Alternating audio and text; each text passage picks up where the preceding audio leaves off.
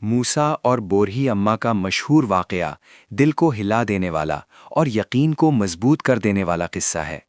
یہ واقعہ اس دور کا ہے جب بنی اسرائیل نے فرعون کے ظلم سے نجات پالی تھی اور ریگستان کی زندگی گزار رہے تھے۔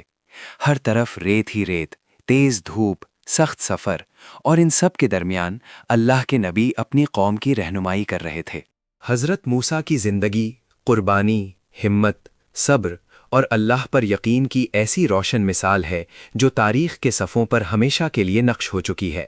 ان کا پیدا ہونا ہی ایک ایسے دور میں ہوا جب فرعون اپنی طاقت اور تکبر کے نشے میں مگن تھا، اور اس نے خواب دیکھنے کے بعد یہ فیصلہ کر لیا تھا کہ بنی اسرائیل کے ہر پیدا ہونے والے لڑکے کو قتل کر دیا جائے، کیونکہ اسے اندیشہ تھا کہ انہی میں سے کوئی اس کی سلطنت کا خاتمہ کرے گا۔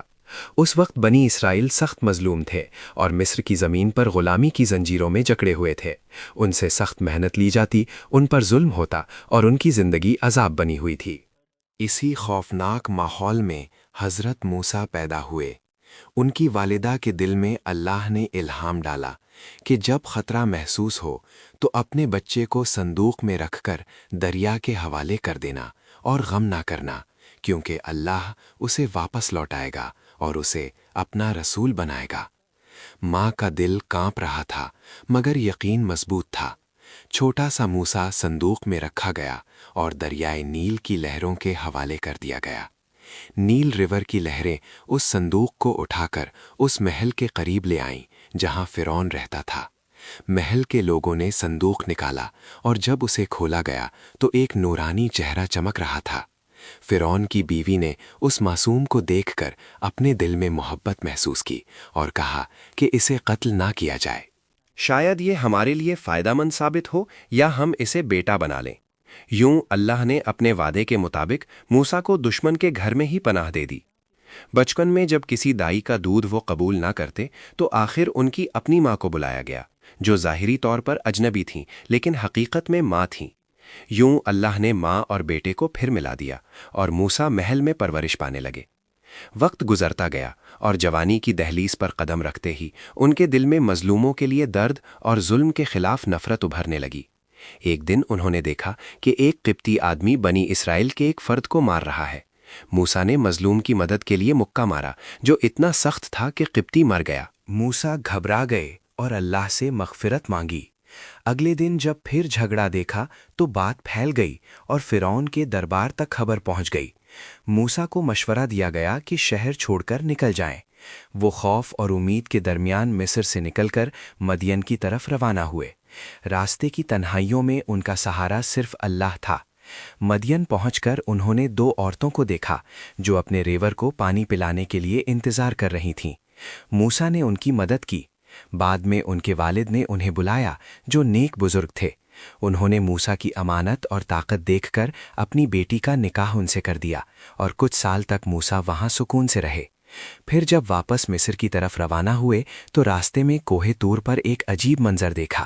دور سے آگ نظر آئی۔ جب قریب گئے تو آگ کے پاس سے آواز آئی کہ اے موسیٰ، میں تمہارا رب ہوں، اپنے جوتے اتار دو، یہ مقدس وادی ہے۔ یہاں انہیں نبوت عطا ہوئی۔ عصا دیا گیا جو اژدہا بن جاتا اور ہاتھ دیا گیا جو چمکدار نور بن کر نکلتا۔ حکم ہوا کہ فرعون کے پاس جاؤ اور اسے توحید کی دعوت دو۔ موسیٰ نے عرض کی کہ میرا بھائی حضرت ہارون زبان میں مجھ سے زیادہ فصیح ہے، اسے میرا مددگار بنا دے۔ اللہ نے ان کی دعا قبول کی اور دونوں بھائی فرعون کے دربار میں پہنچے۔ فرعون نے تکبر سے کہا کہ کیا میں تمہارا رب نہیں؟ موسیٰ نے جواب دیا کہ رب تو وہ ہے جس نے زمین و آسمان پیدا کیے۔ معجزات دکھائے گئے مگر فرعون نے انکار کیا اور جادوگروں کو مقابلے کے لیے بلایا۔ جادوگروں نے رسیاں پھینکی جو نظر کا دھوکہ تھیں۔ موسیٰ نے اپنا عصا پھینکا جو حقیقی اژدہا بن کر سب کو نگل گیا۔ جادوگر سجدے میں گر پڑے اور ایمان لے آئے۔ فرعون اور بھڑک اٹھا اور سخت عذاب دینے لگا۔ پھر اللہ کی طرف سے مصر پر مختلف آفتیں آئیں، قحط، ٹڈی، خون کا عذاب، مگر فرعون ہر بار وعدہ کر کے پھر مکر جاتا۔ آخر حکم ہوا کہ بنی اسرائیل کو راتوں رات نکل کر لے جاؤ۔ موسیٰ اپنی قوم کو لے کر روانہ ہوئے۔ جب دریا کے کنارے پہنچے تو پیچھے سے فرعون کا لشکر نظر آیا۔ لوگ گھبرا گئے مگر موسیٰ نے کہا میرا رب میرے ساتھ ہے۔ پھر عصا مارا اور دریا میں راستہ بن گیا۔ रेड सी के पानी 2 हिस्सों में बट गए और बनी इसराइल गुजर गए। फिरौन ने पीछा किया, मगर जब वो बीच में पहुंचा तो पानी वापस आ गया और वो अपने लश्कर समेत डूब गया। यूं जुल्म का एक बड़ा निज़ाम ख़त्म हुआ। इसके बाद बनी इसराइल को आज़ादी मिली, मगर उनकी आजमाइशें ख़त्म न हुईं। कभी वो बुत परस्ती की तरफ मैलान दिखाते, कभी नाशुक्री करते। मूसा उन्हें सब्र और शुक्र की तलकीन करते। कोहे तूर पर उन्हें तौरात अदा हुई, मगर पीछे से उनकी कौम ने बछड़े की पूजा शुरू कर दी। मूसा वापस आए तो गम और गुस्से से उनका दिल भर गया। मगर फिर तौबा का दरवाज़ा खोला गया। उनकी ज़िंदगी का हर मोड़ सब्र और रहनुमाई का दर्स देता है। इसी ज़िंदगी से जुड़ा एक मशहूर वाक़या है एक बूढ़ी अम्मा का, जो बनी इसराइल में से थीं। जब मूसा अपनी कौम को लेकर मिस्र से निकलने की तैयारी कर रहे थे तो उन्हें हुक्म हुआ कि हज़रत यूसुफ के जिस्म मुबारक को भी साथ लेकर निकला जाए, मगर किसी को मालूम न था कि उनकी कब्र कहाँ है। तब एक बूढ़ी औरत सामने आई जिसने कहा कि मुझे जगह का इल्म है, मगर मैं अपनी शर्त पर बताऊंगी। मूसा ने फरमाया, क्या शर्त है? उसने कहा कि मैं जन्नत में आपके करीब रहना चाहती हूँ। मूसा ने फरमाया, ये तो बड़ा मुकाम है। उसने कहा, मुझे दुनिया का कोई लालच नहीं, सिर्फ आपका कुर्ब चाहिए। मूसा ने अल्लाह से दुआ की तो इजाज़त मिली। यूं उस बूढ़ी अम्मा ने कब्र की निशानदेही की और अपने जज्बे और यकीन से सबको हैरान कर दिया। ये वाक़या दिखाता है कि मकाम और रुतबा मालो दौलत से नहीं, बल्कि यकीन और सिद्क से मिलता है। मूसा की ज़िंदगी में और भी अनोखे मराहिल आए, जैसे हज़रत खिद्र के साथ सफ़र, जहां सब्र का इम्तिहान हुआ और हर वाक़या के पीछे छुपी हिकमत का दर्स मिला। कश्ती का सुराख करना, लड़के का कत्ल और दीवार को सीधा करना ज़ाहिरी तौर पर अजीब लगता था, मगर बातिन में रहमत और हिकमत थी। मूसा हर मरहला पर सीखते गए कि अल्लाह का इल्म वसी है और इंसान का इल्म महदूद। उनकी रहनुमाई में बनी इसराइल ने सहराओं में सालों गुजारे। मन्नो सलवा आता हुआ, पत्थर से चश्मे फूट निकले, मगर नाशुक्री भी साथ चलती रही। मूसा का दिल अपनी कौम के लिए धड़कता रहा। वो रातों को दुआ करते और दिन को रहनुमाई। उनकी जिंदगी का हर लम्हा अल्लाह की कुदरत और इंसानी कमजोरी का आईना है। उनकी कहानी सिर्फ एक तारीखी वाक़या नहीं, बल्कि हर दौर के लिए पैगाम है कि जब जुल्म हद से बढ़ता है तो रहमत का निज़ाम ज़रूर आता है। जब समंदर रास्ता नहीं देता तो आसा उठाया जाता है। जब अंधेरा गहरा होता है तो वही का नूर चमकता है। और जब एक बूढ़ी अम्मा सिद्क से जन्नत का तलब करती है तो उसे भी मकाम मिलता है।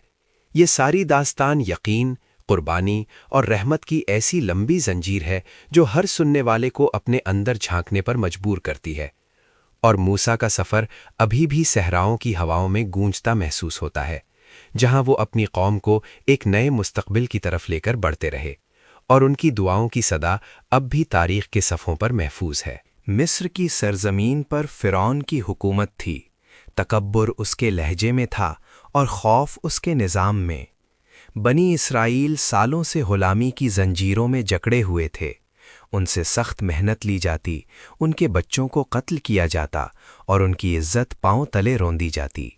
लेकिन अल्लाह ने उनके लिए निजात का फ़ैसला कर लिया था। अल्लाह का हुक्म आया कि मूसा अपनी कौम को रात की तारीकी में मिस्र से निकाल लें।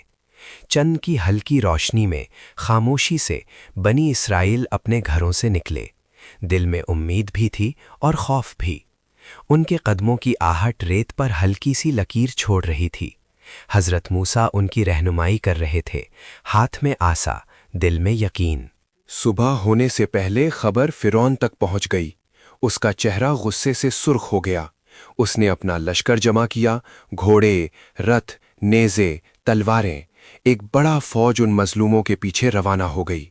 धूल का बदल आसमान तक उठ रहा था। बनी इसराइल जब समंदर के किनारे पहुंचे तो मंजर देखकर उनके होश उड़ गए। आगे पानी का वसी समंदर था, पीछे फिरौन का लश्कर।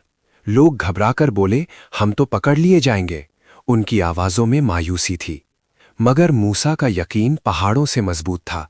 उन्होंने पुरसुकून लहजे में कहा, हरगिज़ नहीं, मेरा रब मेरे साथ है, वो मुझे रास्ता दिखाएगा। ये अल्फाज सिर्फ तसल्ली नहीं थे, ये यकीन का इजहार था। तब अल्लाह का हुक्म आया कि अपना आसा समंदर पर मारो। मूसा ने आसा उठाया। हवा अचानक तेज हो गई। समंदर की लहरें बेचैन हो उठीं। پھر ایک ایسا منظر ظاہر ہوا جو انسانی آنکھوں نے کبھی نہ دیکھا تھا۔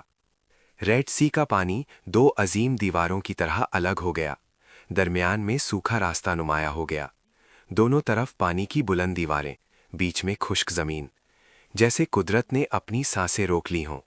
موسیٰ نے اپنی قوم کو آگے بڑھنے کا اشارہ کیا۔ بنی اسرائیل ڈر اور حیرانی کے ساتھ اس راستے پر چلنے لگے، بچے اپنی ماؤں کے ہاتھ مضبوطی سے پکڑے ہوئے، بزرگ لوگ دھڑکتے دل کے ساتھ قدم بڑھا رہے تھے۔ ہر شخص کو لگ رہا تھا کہ پانی کبھی بھی واپس آ سکتا ہے، مگر راستہ کھلا رہا۔ جب آخری فرد بھی سمندر کے دوسرے کنارے پہنچ گیا، اس وقت فرعون کا لشکر وہاں آ پہنچا۔ اس نے یہ منظر دیکھا اور تکبر میں اندھا ہو کر اپنی فوج کو اندر لے گیا۔ اس نے سمجھا یہ بھی اس کے لیے کھلا ہوا راستہ ہے، لیکن جب وہ بیچ تک پہنچ گیا، اللہ کا حکم آیا، پانی کی دیواریں گر پڑیں، سمندر اپنی اصلی شکل میں لوٹ آیا، فرعون اور اس کا لشکر پانی میں ڈوب گئے۔ اس لمحے فرعون نے ایمان لانے کی کوشش کی، مگر موت کا وقت دیکھ کر کیا گیا اقرار قبول نہ ہوا۔ یوں ظلم کا ایک بڑا نظام پانی میں دفن ہو گیا۔ دوسری طرف موسیٰ اور ان کی قوم نے اپنی آنکھوں سے اللہ کی قدرت دیکھی۔ کل تک جو غلام تھے، آج آزاد تھے۔ کل تک جو ڈر کر جیتے تھے، آج ان کے دل میں شکر تھا۔ یہ واقعہ صرف ایک تاریخی قصہ نہیں، بلکہ یقین کا پیغام ہے۔ جب انسان کے لیے ہر راستہ بند ہو جاتا ہے، تب اللہ اپنی رحمت سے ایسا راستہ کھولتا ہے جو تصور سے بھی باہر ہوتا ہے۔ سمندر بھی اس کے حکم کا محتاج ہے۔ اس واقعہ کا سب سے گہرا درس یہ ہے کہ جب مشکل اپنی انتہا کو پہنچ جائے اور ہر طرف اندھیرا ہو، تب سب سے زیادہ یقین کی ضرورت ہوتی ہے۔ موسیٰ کا جملہ "میرا رب میرے ساتھ ہے" ہر مومن کے لیے روشنی کا چراغ ہے۔ ایک دن کا واقعہ ہے، دھوپ اپنے عروج پر تھے، لوگ اپنے کاموں میں مشغول تھے۔ تب ایک بوڑھی عورت، جس کا جسم کمزور مگر دل زندہ تھا، دھیرے دھیرے چلتے ہوئے حضرت موسیٰ کے پاس آئی۔ اس کے کپڑے سادے تھے، چہرہ جھریوں سے بھرا ہوا، مگر آنکھوں میں عجیب سی روشنی تھی۔ وہ نبی کے سامنے کھڑی ہوئی اور ادب سے بولی، "اللہ کے نبی، میرا ایک ارمان ہے۔" حضرت موسیٰ نے نرمی سے فرمایا، "بولو، تم کیا چاہتی ہو؟" بوڑھی اماں نے کہا، "میرا ارمان ہے کہ جب آپ جنت میں جائیں تو میں بھی آپ کے ساتھ ہوں۔" یہ الفاظ سن کر آس پاس کھڑے لوگ حیران رہ گئے۔ جنت کا مقام تو بہت بلند ہوتا ہے، اور یہ کمزور سی عورت اتنا بڑا دعویٰ کر رہی تھی۔ حضرت موسیٰ نے ترنت جواب نہیں دیا۔ انہوں نے اللہ سے دعا کی کہ اس عورت کے بارے میں رہنمائی عطا فرمائے۔ روایت میں آتا ہے کہ اللہ تعالیٰ نے وحی کے ذریعے فرمایا کہ یہ عورت جنت میں تمہاری ساتھی ہوگی۔ جب حضرت موسیٰ نے یہ خوشخبری سنائی تو لوگ اور بھی زیادہ متاثر ہو گئے۔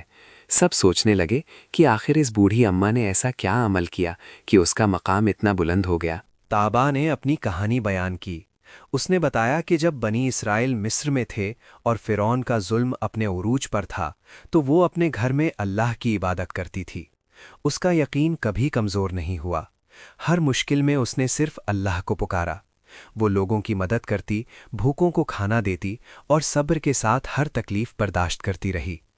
روایت کا ایک اور حصہ یہ بھی بیان کرتا ہے کہ جب حضرت یوسف کے جسم مبارک کو مصر سے نکال کر لے جانا تھا تو اس بوڑھی اماں نے بتایا کہ قبر کہاں ہے، مگر بدلے میں صرف اتنا کہا کہ مجھے جنت میں آپ کا ساتھ ملے۔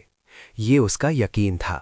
نہ مال مانگا، نہ دنیا کا کوئی فائدہ، صرف آخرت کی کامیابی۔ حضرت موسیٰ نے جب اس کا مقام سنا تو ان کی آنکھوں میں بھی نمی آ گئی۔ انہوں نے لوگوں کو بتایا کہ اللہ کے نزدیک عزت مال، شہرت یا قوت سے نہیں ہوتی، بلکہ سچے ایمان، صبر اور اخلاص سے ہوتی ہے۔ وہ بوڑھی اماں جسے دنیا نے کمزور سمجھا، اللہ کے نزدیک بہت عظیم مقام رکھتی تھی۔ اس واقعہ سے ہمیں یہ سبق ملتا ہے کہ اللہ کے یہاں درجہ دل کی صفائی اور نیت کی سچائی سے ملتا ہے۔ اکثر لوگ اپنے آپ کو چھوٹا سمجھ کر مایوس ہو جاتے ہیں، لیکن اللہ کی رحمت بہت وسیع ہے۔ ایک سچے دل کی دعا، ایک خلوص بھرا عمل اور مشکل وقت میں صبر انسان کو جنت تک پہنچا سکتا ہے۔ بوڑھی اماں کا واقعہ یہ بھی سکھاتا ہے کہ اللہ کے نبی کا ساتھ پانا صرف ظاہری قوت کا نتیجہ نہیں، بلکہ روحانی سچائی کا صلہ ہوتا ہے۔ وہ عورت اپنے ایمان پر قائم رہی اور اس نے آخرت کو دنیا پر ترجیح دی۔ اسی لیے اللہ نے اسے وہ مقام عطا فرمایا جس کا لوگ تصور بھی مشکل سے کرتے ہیں۔ یہ قصہ صرف ایک کہانی نہیں بلکہ ہر دور کے انسان کے لیے پیغام ہے کہ چھوٹے سے چھوٹا عمل بھی اگر اخلاص سے ہو تو اللہ کے یہاں قیمتی ہوتا ہے، اور کبھی کبھی ایک گمنام سی بوڑھی اماں بھی جنت میں نبی کی ہمسفر بن سکتی ہے۔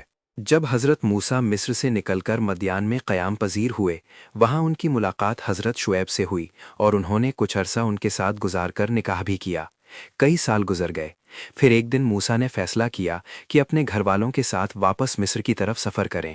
سرد رات تھی، اندھیرا گہرا تھا، ریگستان کی ہوا تیز چل رہی تھی، آسمان پر ستارے چمک رہے تھے، لیکن راستے کا پتہ مشکل سے چل رہا تھا۔ سفر کے دوران اچانک ان کی نظر دور پہاڑ کی جانب ایک روشنی پر پڑی، آگ سی جلتی ہوئی نظر آئی۔ انہوں نے اپنی اہلیہ سے کہا کہ تم یہیں ٹھہرو، میں دیکھ کر آتا ہوں، شاید وہاں سے کوئی خبر ملے یا کچھ آگ لے آؤں تاکہ سردی دور ہو سکے۔ جب وہ اس روشنی کے قریب پہنچے تو عجیب منظر تھا۔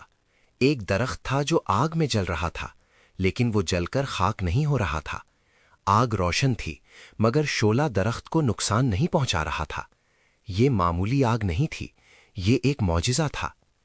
اسی لمحے ایک آواز آئی، پروقار اور جلال سے بھری ہوئی، اے موسیٰ، میں تمہارا رب ہوں۔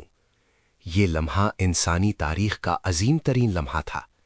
ایک نبی کو اللہ سے سیدھا کلام کا شرف مل رہا تھا۔ موسیٰ کا جسم لرز اٹھا۔ انہوں نے ادب کے ساتھ جوتے اتار دیے کیونکہ یہ مقدس وادی تھی۔ اللہ تعالیٰ نے انہیں حکم دیا کہ اپنا عصا زمین پر پھینکو۔ موسیٰ نے جب عصا پھینکا تو وہ زندہ سانپ بن کر ہلنے لگا۔ موسیٰ گھبرا گئے اور پیچھے ہٹ گئے۔ آواز آئی، ڈرو مت، اٹھاؤ اسے۔ جب انہوں نے دوبارہ پکڑا تو وہ پھر عصا بن گیا۔ پھر انہیں دوسرا معجزہ دیا گیا کہ اپنا ہاتھ اپنی بغل میں ڈالو۔ جب نکالا تو وہ چمک رہا تھا، روشن نور سے بھرپور۔ یہ معجزات اس بات کی نشانی تھے کہ موسیٰ کو ایک عظیم ذمہ داری دی جا رہی ہے، فرعون کے سامنے کھڑے ہونے کی، ظلم کے نظام کو للکارنے کی اور حق کا پیغام پہنچانے کی۔ موسیٰ نے عرض کیا، یا رب، میرا سینہ کھول دے، میرا کام آسان فرما دے، میری زبان کی گرہ کھول دے تاکہ لوگ میری بات سمجھ سکیں، اور میرے بھائی ہارون کو میرا مددگار بنا دے۔ یہ ان کی انکساری اور تواضع کا ثبوت تھا۔ اتنی بڑی ذمہ داری ملنے کے باوجود انہوں نے اپنی کمزوری کا اقرار کیا اور اللہ سے مدد مانگی۔ اللہ نے ان کی دعا قبول فرمائی اور انہیں یقین دلایا کہ وہ اکیلے نہیں ہیں، ان کا رب ان کے ساتھ ہے۔ یہ واقعہ صرف معجزے کا بیان نہیں بلکہ یہ سبق ہے کہ جب اللہ کسی کو ذمہ داری دیتا ہے تو اسے قوت بھی دیتا ہے۔ انسان اپنے آپ کو چھوٹا سمجھتا ہے، لیکن اللہ کی مدد سے وہ سب سے بڑے نظام کے سامنے بھی کھڑا ہو سکتا ہے۔ طور کی وادی میں جلتا ہوا درخت انسانی تاریخ کا وہ منظر ہے جہاں سے ایک نیا باب شروع ہوا، ظلم کے خلاف قیام کا، یقین کا اور رب پر پورے بھروسے کا۔